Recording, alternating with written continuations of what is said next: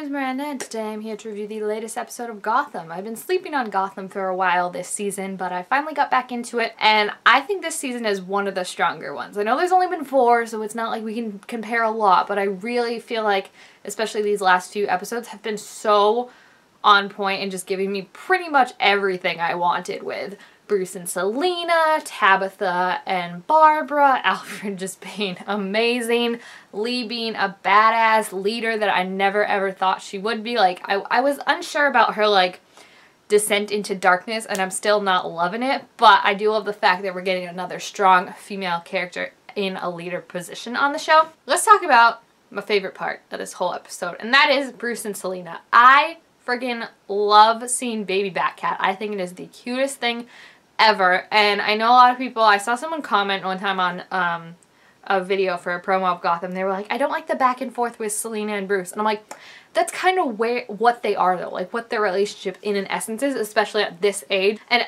of course I love more when they're actually on and not off in their on and off again relationship, so it's been really nice to see them connect more in these last few episodes after she convinced Bruce to stop being a douche. And I mean, we almost got a kiss if it wasn't for stupid Rage, however you say his name. If he hadn't stopped it, we would have gotten a beautiful Batcat kiss. And I didn't think I could not like him anymore, but just add that to the list of reasons now. I also do have to say I really love Selina's characterization in this episode because I think it encapsulates what Catwoman is so perfectly, and that everyone was telling her choose a side, choose a side.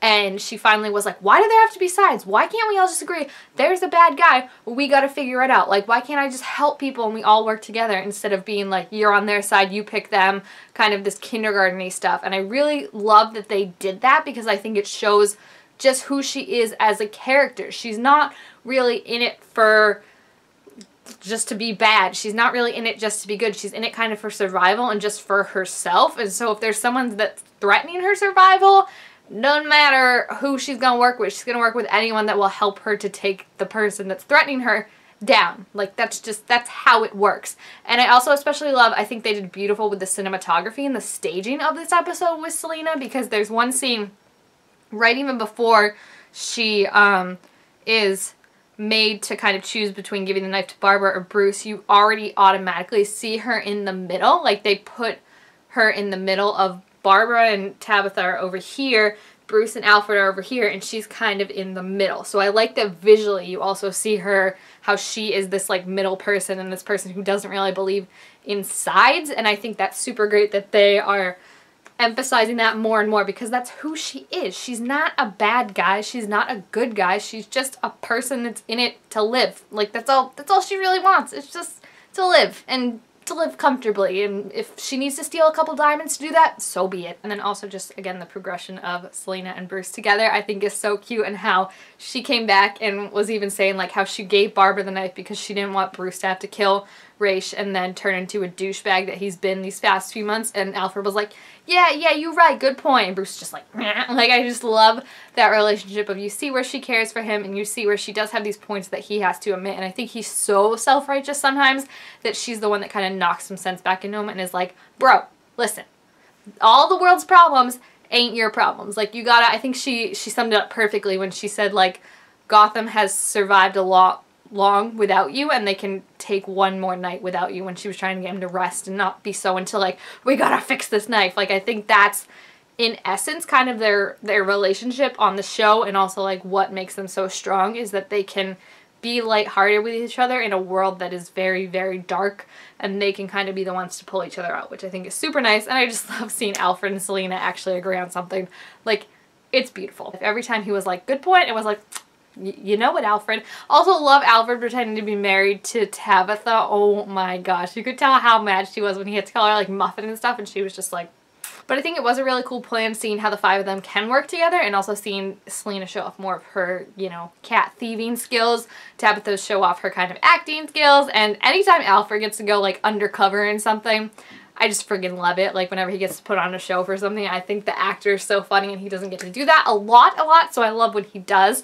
I also super love Barbara and Tabitha in this episode, guys. Like, oh, they're just such a good couple. I have mixed feelings about Barbara giving up her powers to save Tabitha, because I think it was super sweet, super romantic. Like, it shows you just how much she loves Tabitha.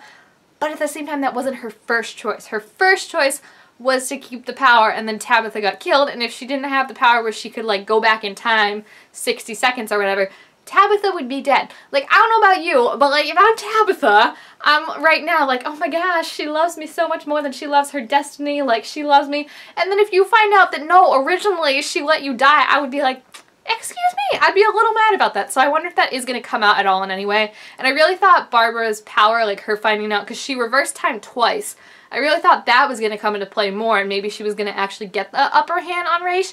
And then it never happened. So I was kind of like, well, that's just okay. So as much as I thought it was, like, romantic that she ended up eventually giving the power up, it wasn't her first decision, you know? So that's why I'm kind of like, But hopefully now maybe this shows her that she was getting too power hungry, and if she does get it back, she has to keep herself in check. Because that's what the League of Assassins, that's why they stood with her, because she fought for herself and also for Tabitha and everyone else. So I think that's hopefully maybe this is like her kind of reckoning and her realizing I need to pull it back a little because I killed the love of my life.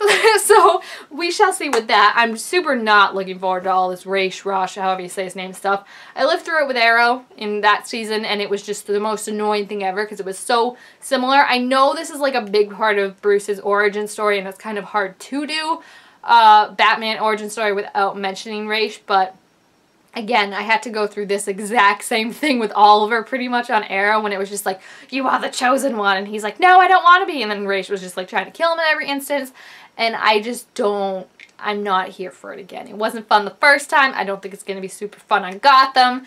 I just want my Bruce to be happy with Selina, and now Raish is going to come and mess that all up, as he already did, like I said, with the kiss, and I am just not here for it. Super interested to see what's going to happen with Lee, as she's now in jail, but also I feel like she's just become this badass vigilante of the Narrows, so it'll be interesting to see if they fight to break her out or if she manages to trick Jim somehow. She'd be like the third woman in his life to do that, right, and get out of jail. So we'll see. Maybe there's a punch card for it now, you know, trick Jim to let you out of jail 3 times and you get a free pair of handcuffs. Overall, I really enjoyed this episode. I'm just nervous for the finale now that Raish is back, you know, like what this means for Bruce and what this means for everyone else, because they already said like it's going to be like a reboot kind of essentially, the season 4 finale. Like it's going to reset kind of everything we know. So obviously that's not super happy like to hear, you know, when you're kind of happy with how everything is right now. So we shall see. But if you have seen this episode of Gotham, please feel free to leave your thoughts about it down below in the comments.